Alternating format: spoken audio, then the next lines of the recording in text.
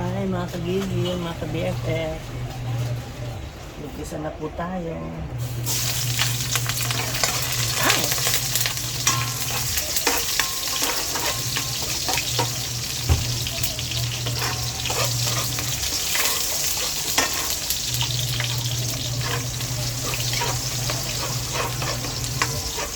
Bango.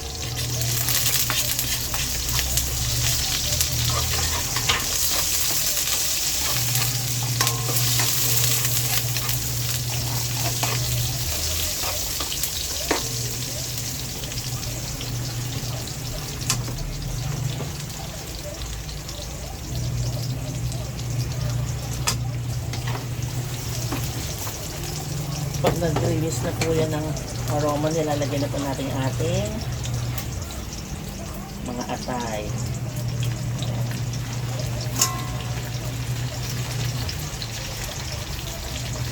Atay ng manok.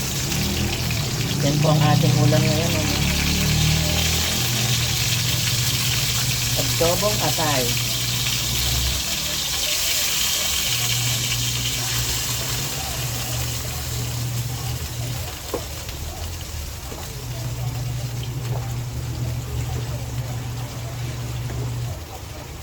Pabayaan muna po natin mag-sweat, maglabas ng kanyang oil, ano.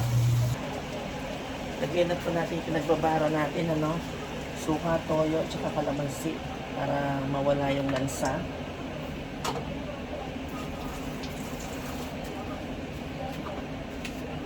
Simmer po muna.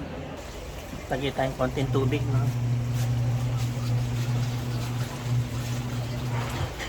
Yan. Simmer 10 minutes. Yan. Mga kagigil, mga ka-BFF, luto na to, no? Pag-discuto pa natin.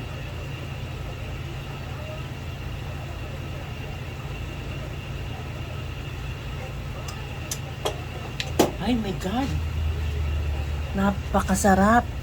Dapat talaga binababad muna siya sa suka, toyo at kalamansi. Masarap yung combination ng suka at toyo.